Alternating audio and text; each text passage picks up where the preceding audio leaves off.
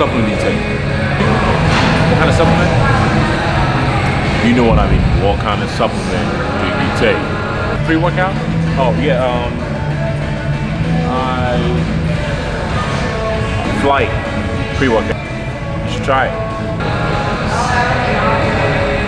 Oh, that supplement. Actually, I just stacked that with creatine, 5 grams per day. I never miss it. Yeah, that's my supplement. That's it. I don't know what you mean, man. Yeah. What do I? What's going on? SAMOKFIT, checking in with you guys. You guys are doing terrific. Out of breath a little bit because we are training hard as fuck. So anyways, you guys saw the title. We are going to be digging into the subject, and obviously every video that I do, there's a reason behind it, as it should be. And the reason I'm doing this video is because in the last video, or 2 videos ago, when I mentioned I'm not competing, or the reason I'm not competing anymore, and I'll always be natural.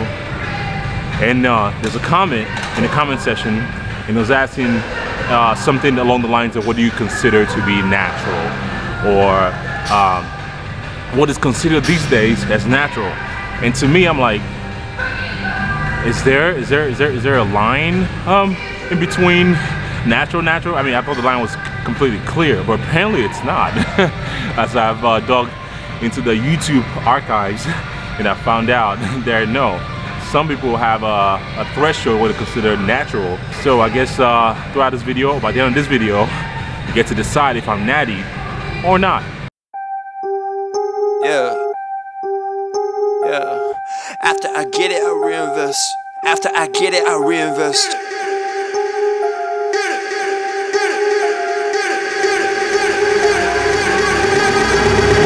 People wanna talk that talk in reality. You have not seen me in action. You think the come up comes overnight. You ain't behind the scenes. Trust me, these things don't just happen. No shade at Gerald, but G's don't come easy when you tryna eat out producing and rapping. I read that contract you sent me to sign, but excuse me, I can't help myself, I'm just laughing. Hey, you tryna cut out a piece of my pie, and I asked you politely, what's it that you offer me? Yeah, I produce all my own beats, and I have no intention of losing my publisher. Yeah, independent individual, boy, I've been eating off passive residuals. Yeah, let's be professional. Thanks for your time, but I had to decline at that principle.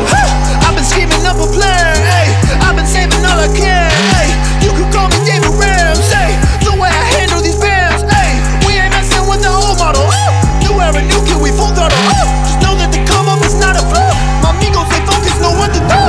After I get it, I reinvest. After I get it, I reinvest. After I get it, I reinvest. So, what is considered natural, or what do I consider natural?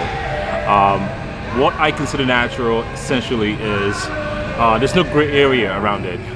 If you use any anabolics, any pharmaceutical performance enhancement drugs, meaning if you go to the WADA or USADA banned list substances, if there is anything on that list that you've used, you are not considered a natural athlete. That is my belief. But when I dug into YouTube, there are a lot of gray areas out there. Well, this is kind of considered like, pro hormones or this and that, even to the point where, SARMs are considered quote unquote natty, natty, which is idiotic. When I saw videos like that, I'm like, sure, this gotta be a joke, but it's not a joke. This is dead serious. But then you never know about YouTube nowadays, with the likes of Connor, Murphy, whatever. You don't know if the guy's for real or not. Not taking a shot at him by any means, but I'm just saying in YouTube, a lot of people make videos just for clickbait and truly don't really mean it. But from what I gather, a lot of people actually mean this, to consider SARMs not, if you use SARMs, consider to be still quote unquote natural. If you go on the WADA, USADA, Olympic banned substance list, because in the Natural Federation, WNBF, OCB, IPE, and the NBF, a lot of the natural organizations, they go with the list of WADA and USADA. Anything on that list, if you've used it in the last 7 years, you cannot compete as a natural bodybuilder. Or you cannot consider yourself a lifetime natty. That is what I consider being a natural athlete. You've not dabbled or touched anything on the USADA WADA list that's considered to be performance enhancing in any way. That is what I consider to be natural, if you never touch anything about that. we'll dive into maybe other supplements that are considered to be maybe not natural in a way, but they do have almost like an anabolic effect when you do use them. Stack and put it back in it. After I get it, I reinvest. After I get it, I reinvest. After I get it, I reinvest. Stack and put it back in it.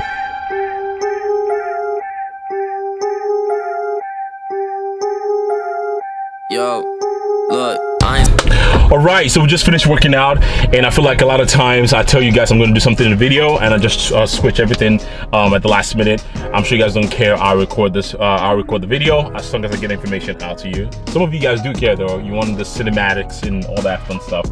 But anyways, I try to up myself from each video in terms of editing. Forget all that. That's not the topic of the whole video. I'm gonna be overlaying the workout that I finished on this video, just because it's kind of easier that way, just for me to like get into the zone and train as hard as I can without pulling the camera down, worrying about angles and stuff like that. Because I think this subject is kind of, I mean, every topic that I typically cover is, I figure it's very important. That's why I'm bringing it to you guys. But so there is a component that that I feel like a lot of people, I guess you could consider creatine as something that might be considered anabolic in a way because of the anabolic effect of creatine.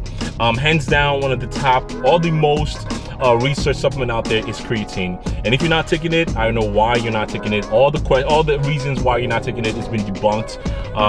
One, hair loss. No, not true. Yes, you might feel me, retain a little bit of water at the beginning stages. Load, or if you're not load, eventually it dissipates down, and your body tends to regulate itself. I mean, go ahead, list all the reasons why you're not taking creatine, and I'll tell you you're wrong for it. Granted, yes, there's research out there that show maybe like, you know, there's a 1/3 of the population that are not responsive to creatine, but you have nothing to lose without taking creatine. Even though if you're in contest prep, I advise you to still take creatine, just because it helps you in terms of keeping or increasing your strength throughout the cutting phase too. And no, like I said at the beginning of the phase of like cutting, you might retain a little bit of water, but again, it dissipates over time once it's fully saturated in your body. So creatine is that one thing that I would consider, you know, anabolic in a way, but we do get creatine from a lot of food, a lot of protein, like red meat for instance. But obviously you need to eat a fuck ton, a shit ton of meat for you to get in a position to get 5 grams that is prescribed or advised to take per day. So that's why it's good to supplement with creatine instead of, you know, eating, you know, bajillion grams and or ounces of meat. So I guess creatine is the only thing out there. Comment below if you think if there's anything I'm missing, because when I first heard the comment, I saw the comment, and I'm like, why is it an argument? Why is it a conversation that needs to be had that, oh, I don't think, you know, this is considered natty, this is not considered. No, it's a fine line. There is no dabble in this, dabble in that. No, it's a fine line of what's considered natural and unnatural. If you dabbled in any sort of pharmaceutical, PEDs, performance enhancement, or drugs, you are not natty. If once you do it, you're not a lifetime natty. I am a lifetime natty. I've seen arguments that because you take protein, because protein is quote unquote not natural, or protein supplements is not quote unquote natural, that doesn't make you a lifetime natural. That's idiotic. Bunch of other things. If you heard any other, like, you know, I mean, crazy shit like that, comment below. And I saw that, granted, the person that made a comment in the video, I mean, meant well. It wasn't like, you know, taking a shot at me. I think we're just asking out of curiosity what I consider to be natural.